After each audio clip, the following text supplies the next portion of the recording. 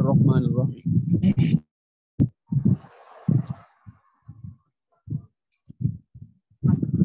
جی بسم اللہ الرحمن الرحیم. مسائل بہشتی زیور حصہ اول صفحہ نمبر 90 باب نمبر 5 پٹی اور پلستر پر مسح کرنے کا بیان.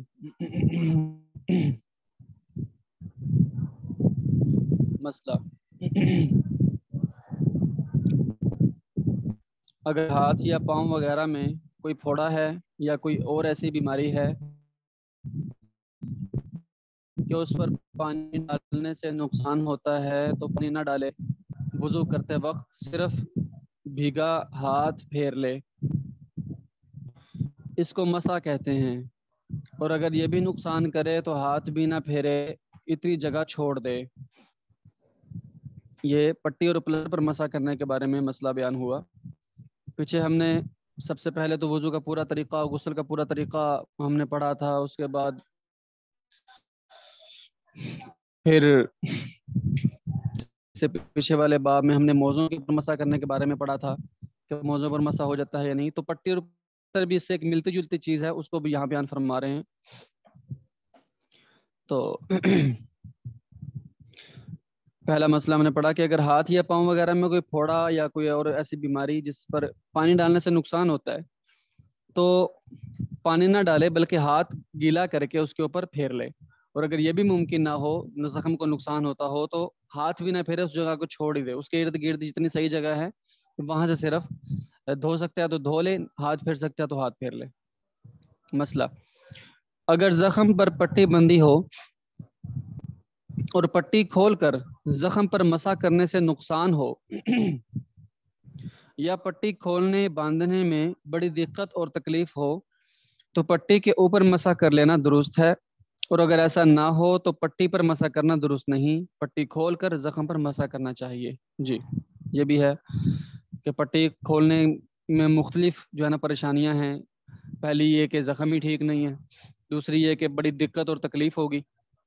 کھل تو جائے گی، کھل اور بند بھی جائے گی دوبارہ، لیکن اس میں بڑی تکلیف کا سامنا کرنا پڑے گا. تو یہ سب چیزوں میں شریعت نے رعایت کی ہے کہ پٹی کے اوپر ہی مسح کر لیا جائے. مسئلہ: اگر پوری پٹی کے نیچے زخم نہیں ہے تو اگر پٹی کھول کر زخم کو چھوڑ کر اور سب جگہ دھو سکے تو دھونا چاہیے. اور اگر پٹی نہ کھول سکے تو ساری پٹی پر مسح کرے، جہاں زخم ہے وہاں بھی اور جہاں زخم نہیں ہے وہاں بھی. جی یہ بھی ہے کہ زخم تو ایک جگہ پہ ہوتا ہے اور پٹی جب باندھتے ہیں تو کافی اس کے زخم کے علاوہ اور بھی جلد کے اوپر پٹی آ جاتی ہے. عضو جو انسان کا عضو ہوتا ہے اس کے اوپر پٹی آ جاتی ہے. مثلا اگر کسی کے بازو کے اوپر کوئی زخم ہے تو اس پر پٹی جب چڑھائیں گے تو بازو کے اوپر سے جب گھما کر لائیں گے تو جہاں پر زخم نہیں ہے وہاں بھی پٹی چلی جائے گی. تو جب مسح کرنا ہے تو صرف زخم والی جگہ پر مسح نہیں کرنا بلکہ جہاں جتی ہے ساری پٹی کے اوپر مسح کرنا ہوگا. مسئلہ: ہڈی کے ٹوٹ جانے کے وقت بانس کی کھپچیاں رکھ کے ٹکٹھی بنا کر، ٹکٹھی اور کھپچیاں پرانے اردو کی اصطلاحات ہیں. کبھی ایک بازو چھوپتے ہیں تو پہلے یہ تھا کہ بانس کی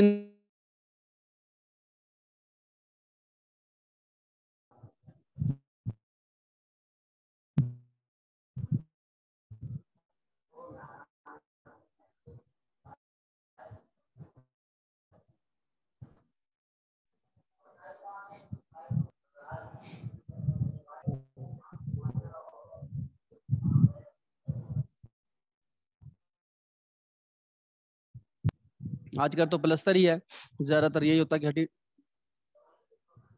آج کل تو پلستر ہی چڑھایا جاتا ہے. جو زخم ہوتے ہیں یا ہڈی ٹوٹنے پر خاص طور پر پلستر چڑھا دیا جاتا ہے. تو اس کا بھی یہی ہے کہ بہتر تو یہ ہے کہ جتنے وضو والے عضو کے اوپر پلستر ہے اس پر تو مسح کر لے، اور اس سے آگے تک اگر کندھے تک مثلا بازو کے اوپر پلستر چڑھا ہوا ہے کندھے تک ہے تو سارے پلستر کے اوپر مسح کر لے. لیکن اگر سارے پر نہ بھی کرے، آدھے سے زائد پر کر لے تو درست ہو جائے گا، کوئی مسئلہ نہیں. مسئلہ: مسا ایک دفعہ کافی ہے، تکرار کی ضرورت نہیں، یعنی 3 دفعہ مسا نہیں کرنا. جس طرح بازو کو 3 دفعہ دھوتے ہیں، جس کے اوپر پلستر چڑھا ہوا ہے تو اس پر ایک ہی مسا کافی ہے. مسئلہ، جس شخص کو غسل کی حاجت ہو اور اس کی پٹی بندی ہو جس کا اترنا نقصان دہ ہو یا پلستر چڑھا ہو تو وہ باقی جسم کو دھو کر پٹی سر پر مسا کر سکتا ہے. مسئلہ، اگر پٹی پر مسا کرنے کے بعد کسی طرح اس میں پانی داخل ہو جائے تو مسا باطل نہ ہوگا. جی یہ بھی ہے. یہ دونوں مسائل ہم نے پیچھے جو موضوع کے جو مسائل پڑھے تھے ان میں تو یہ تھا کہ اگر اس میں پانی چلا جائے موزے کے اندر تو آدھے سے زیادہ اگر پاؤں گیلا ہو جائے تو مسا ختم ہو جاتا ہے، باطل ہو جاتا ہے، بلکہ اب پاؤں دھونے پڑیں گے. تو یہاں پر ایسا نہیں ہے. پٹی میں اگر پانی چلا جائے تو پانی جانے کے باوجود وہ مسا اس کا جو ہے نا وہ نہیں ٹوٹے گا بلکہ مسا باقی رہے گا. صفحہ نمبر 92، باب نمبر 6، تیمم کا بیان.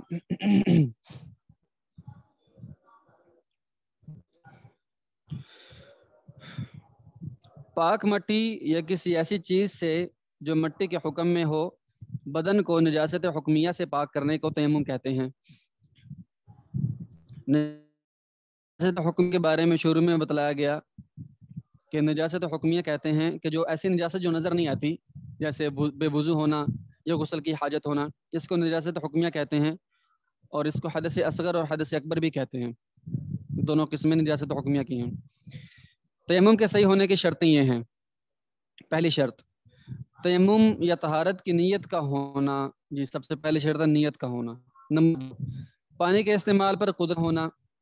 نمبر 3، پاک مٹی یا جو چیز زمین کی جنس سے ہو اس پر تیمم کرنا. زمین کی جنس سے کیا کیا چیزیں ہیں وہ آگے انشاءاللہ اس کی تفصیل مستقل آ رہی ہے. نمبر 4، مسح کرنے میں بال برابر جگہ نہ چھوڑنا. نمبر 5، کم از کم 3 انگلیوں سے مسح کرنا. نمبر 6، پانی کے قریب ہونے کے گمان پر پانی طلب کرنا، یعنی تلاش کرنا. جب پانی کا گمان ہو کہ قریب ہے تو اس کو تلاش کرنا، یہ بھی ضروری ہے. نمبر 7، آدمی کا مسلمان ہونا. یہ 7 شرائط ہیں تیمم کے درست ہونے کی. اب ان کی تفصیل آ رہی ہے فردن فردن. شرائط متعلق مسائل. پہلی شرط تھی نیت کا ہونا، تو اس کی اب تفصیل آ رہی ہے. نمبر 1، نیت کا ہونا. مسئلہ، تیمم کے لیے تیمم کا ارادہ ہونا ضروری ہے. تیمم کرتے وقت اپنے دل میں بس اتنا ارادہ کر لے کہ میں پاک ہونے کے لیے تیمم کرتا ہوں یا نماز پڑھنے کے لیے تیمم کرتا ہوں تو تیمم ہو جائے گا. نیت یہ کرے کہ میں پاک ہونے کے لیے یا نماز پڑھنے کے لیے تیمم کرتا ہوں. مسئلہ، اگر دوسرے کو سکھانے کے لیے تیمم کر کے دکھایا لیکن دل میں اپنے تیمم کرنے کی نیت نہیں بلکہ فقط دوسرے کا مقصود ہے تو اس کا تیمم نہ ہوگا، کیونکہ تیمم درست ہونے کے تیمم کا ارادہ ہونا ضروری ہے. جی یہ چیز بھی ذہن ہے. یہ وضو میں نیت ضروری نہیں ہے. جیسا کہ آپ نے پیچھے مسائل میں سنا کہ وضو میں اگر کوئی انسان جیسے تالاب میں گر گیا یا بارش میں کھڑا ہوا اور سارا اس کے وضو والے اعضاء بھیگ گئے تو نیت نہ ہونے کی وجہ وضو ہو جاتا ہے، لیکن تیمم نہیں ہوتا. تیمم میں نیت ضروری ہے پاک ہونے کی. مسئلہ، اگر ایک نماز کے لیے تیمم کیا دوسرے وقت کی نماز بھی اس سے پڑھنا درست ہے اور قرآن مجید کا چھونا بھی اس تیمم سے درست ہے. یعنی سارے کام درست ہیں جس طرح وضو سے کرنا درست ہے سب کچھ. اس کی مزید تفصیل آگے آ رہی ہے کہ تیمم کے ساتھ نماز کے جائز ہونے کی ایک شرط یہ بھی ہے تیمم ایسے عبادت کی نیت سے کیا ہو جو اللہ تعالیٰ کا تقرب حاصل کرنے کے لیے ابتداءً خود مشروع ہو. ابتداءً خود مشروع ہو، کسی دوسری عبادت کے تابع ہو کر اس کی مشروعیت نہ ہو. یعنی کسی دوسری عبادت کے تابع نہیں ہے بلکہ وہ خود جو ہے نا وہ مشروع ہے. جیسے نماز ہے، روزہ ہے، زکوٰۃ ہے، یہ خود بنفسی خود مشروع ہے. یعنی مشروع کا مطلب شریعت نے ان کو حکم دیا ہے، یہ کسی کے تابع نہیں ہے. لہٰذا اگر نماز جنازہ یا سجدہ تلاوت کی نیت سے تیمم کیا تو اس سے عام نماز جائز ہے، اور اگر قرآن مجید کو چھونے کے لیے یا مسجد میں داخل ہونے کی نیت سے تیمم کیا ہو تو اس سے عام نماز نہیں پڑھ سکتے. جی کیونکہ قرآن مجید کو چھونا یہ کوئی ابتداءً مشروع نہیں ہے بلکہ اصل تو مشروعیت ہے تلاوت کی. اب اس کے لیے پھر قرآن کو چھونا پڑتا ہے. اسی طرح مسجد میں داخل ہونا فی نفسی خود مشروع، مطلب ابتداءً مشروع نہیں ہے، بلکہ یہ نماز کے تابع ہے، کیونکہ نماز پڑھنی ہے تو انسان کو مسجد جانا پڑے گا۔ تو ایسی چیزوں کے لیے تیمم اگر کیا تو پھر اس تیمم سے اوپر کی عبادات جو بڑی عبادات ہیں وہ نہیں کر سکتے۔ لیکن اگر کسی ایسی چیز کے لیے تیمم کیا جو فی نفسی خود مشروع ہے، کسی کے تابع نہیں ہے، تو پھر اس سے نماز وغیرہ سب کچھ جائز ہے۔ لیکن جو نماز جنازے کے لیے تیمم کیا ہو، اس میں ایک مزید مسئلہ آ رہا ہے کہ البتہ اگر پانی موجود ہو لیکن نماز جنازہ کے فوت ہو جانے کی وجہ سے تیمم کیا ہو تو عام نماز پڑھنے کے لیے وضو ضروری ہوگا۔ یہ بھی ایک مسئلہ ہے کہ اگر نماز جنازہ نکل رہا ہے اور بالکل تیار ہے، کیونکہ نماز جنازہ ایک ایسی نماز ہے کہ جس کے لیے جماعت ضروری ہے۔ اگر نماز جنازہ نکل گیا تو بس اب دوبارہ خود چاہے کہ میں اکیلا نماز جنازہ پڑھ لوں تو نماز جنازہ نہیں پڑھ سکتا۔ اب جماعت نکل رہی ہے، سب لوگ بالکل تیار کھڑے ہیں، اگر یہ وضو میں لگے گا اتنے میں نماز جنازہ نکل جائے گا، تو پانی ہونے کے باوجود یہ جلدی سے تیمم کر کے اس میں شریک ہو جائے، نماز جنازہ ادا کر لے۔ اب اس تیمم سے جس سے اس نے یہ والا نماز جنازہ پڑھا کہ پانی ہونے کے باوجود اس نے تیمم کیا تھا، تو اس تیمم سے وہ نماز نہیں پڑھ سکتا، کیونکہ یہ تو پانی ہونے کے باوجود کیا تھا، اب لہٰذا وضو کر کے دوبارہ نماز پڑھنی پڑے گی، یعنی دوسری نماز نہیں پڑھ سکتا۔ نمبر 2، پانی کے استعمال پر قدرت نہ ہونا، یہ دوسری شرط تھی، اب اس کی تفصیل آ رہی ہے۔ اس کی مندرجہ ذیل صورتیں ہیں۔ پہلی صورت، پانی کا بالکل علم نہ ہونا یا دور ہونا۔ مسئلہ، اگر کوئی جنگل میں ہے اور بالکل معلوم نہیں کہ پانی کہاں ہے، نہ وہاں کوئی آدمی ایسا ہے جس سے دریافت کرے، تو ایسے وقت میں تیمم کر لے۔ اور اگر کوئی آدمی مل گیا اور اس نے 1 میل شرعی کے اندر اندر پانی کا پتہ بتایا اور گمان غالب ہے کہ یہ سچا ہے، یہ آدمی تو نہیں ملا لیکن کسی نشانی سے خود اس کا جی کہتا ہے کہ یہاں 1 میل شرعی کے اندر اندر کہیں پانی ضرور ہے، تو پانی کا اس قدر تلاش کرنا کہ اس کو اور اس کے ساتھیوں کو انتظار کرنے وغیرہ کسی قسم کی تکلیف اور حرج نہ ہو تو ضروری ہے، اور بے ڈھونڈے تیمم کرنا درست نہیں ہے۔ جی، تیمم اس وقت ہوگا جب پانی کی تلاش کی جائے، اس کی یہ تفصیل آ گئی کہ انسان اگر موجود ہو تو اس سے جو ہے نا معلوم کرے، سب سے پہلے معلوم کرنا ضروری ہے پانی کے بارے میں۔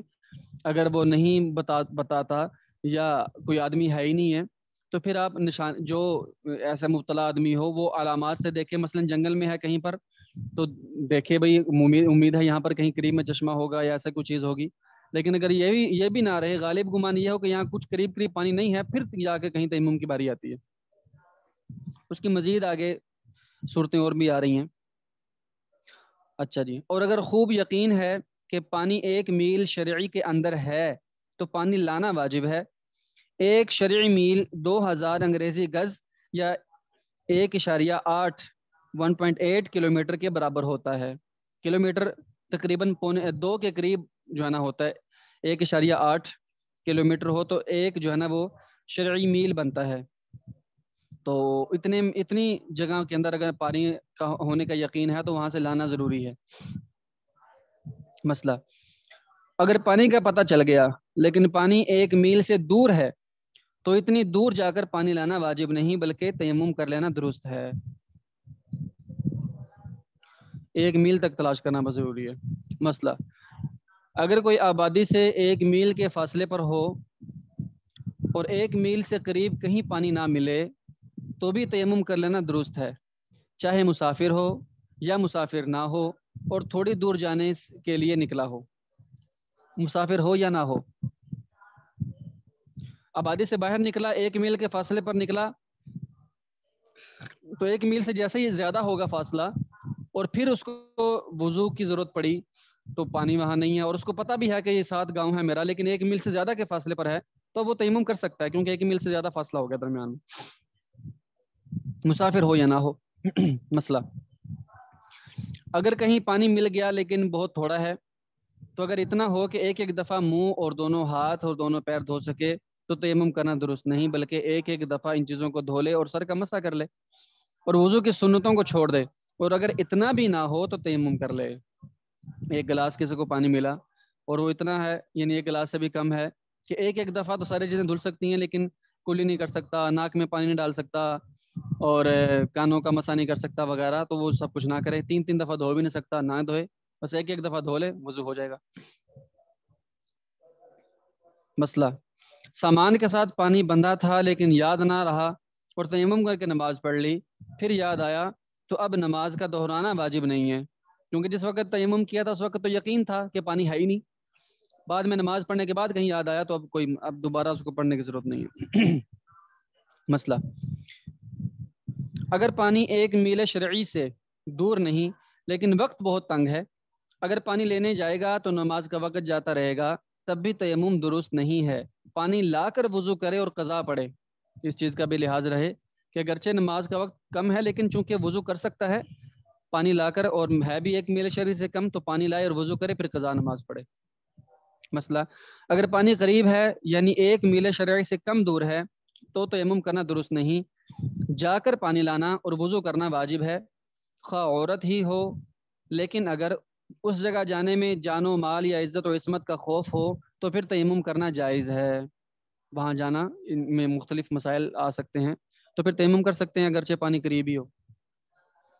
عورت کا محض مردوں سے شرم کی وجہ سے یا پردہ کی وجہ سے پانی لینے کو نہ جانا اور تیمم کر لینا درست نہیں۔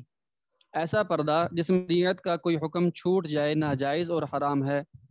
برقع اوڑھ کر یا سارے بدن پر چادر لپیٹ کر جانا واجب ہے، البتہ لوگوں کے سامنے بیٹھ کر وضو نہ کرے اور ان کے سامنے ہاتھ منہ نہ کھولے، پانی لے آئے اور پردے میں آ کر وضو کر لے۔ مسئلہ، اگر کسی میدان میں تیمم کر کے نماز پڑھ لی اور پانی وہاں سے قریب ہی تھا لیکن اس کو خبر نہ تھی تو تیمم اور نماز دونوں درست ہیں، جب معلوم ہو تو دہرانا ضروری نہیں۔ جی، میدان میں تھا اور قریب قریب اس کو لگ بھی نہیں رہا تھا کہ کہیں پانی ہے، اور اپنے خوب اس نے سوچ بچار کر کے نماز پڑھ لی، بعد میں پتہ چلا کہ پانی تو بالکل قریب ہی تھا، تو پھر بھی اس کی نماز ہو گئی۔ اس میں زیادہ تر ہوتا ہے گمان کا، کہ غالب گمان کیا ہو گیا، جب غالب گمان یہ حاصل ہو گیا کہ یہاں پانی قریب قریب نہیں ہے، پھر تیمم کر کے پڑھ لی، پھر چاہے قریب بھی ہوا پھر بھی نماز جو ہے نا وہ ہو جائے گی۔ اس چیز کا اس میں زیادہ جو ہے نا اہتمام ہوتا ہے۔ پیاس کا خوف، مسئلہ، کسی کے پاس پانی تو ہے لیکن راستہ ایسا خراب ہے کہ کہیں پانی نہیں مل سکتا، اس لیے راہ میں پیاس کے مارے تکلیف اور ہلاکت کا خوف ہے تو وضو نہ کرے، تیمم کر لینا درست ہے ہی پانی کی چند بوتلیں اس نے رکھی ہوئی ہیں، اس کا اندازہ ہے کہ اگر یہاں سے میں پیدل فلاں علاقے تک جاؤں گا تو مجھے پانی کی ضرورت پڑے گی، اور پینے کے لیے مجھے یہ جتنا پانی ہے صرف پینے کے لیے وہ مشکل پورا ہوگا، اگر اس سے میں نے وضو کر لیا تو پینے کے میں بڑی تکلیف، پیاس کی وجہ سے بڑی تکلیف برداشت کرنی پڑے گی اور ہلاکت بھی ہو سکتی ہے، اس لیے وہ اس پانی کو استعمال نہ کرے، اس سے جو ہے نا وہ کر سکتا ہے، تیمم کر سکتا ہے۔ نمبر 3، درندے یا دشمن کا خوف، اگر پانی قریب ہے لیکن سانپ وغیرہ کوئی جانور پانی کے پاس ہے جس کی وجہ سے پانی نہیں مل سکتا تو تیمم درست ہے۔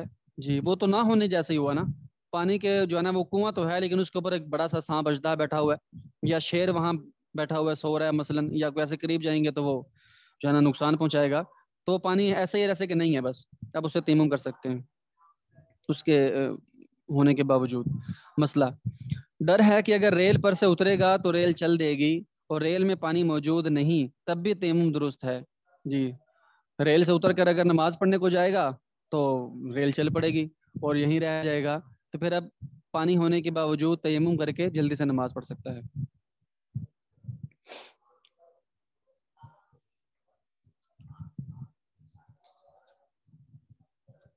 چلیں یہاں تک رکھتے ہیں، انشاءاللہ یہاں سے آگے کل پڑھیں گے۔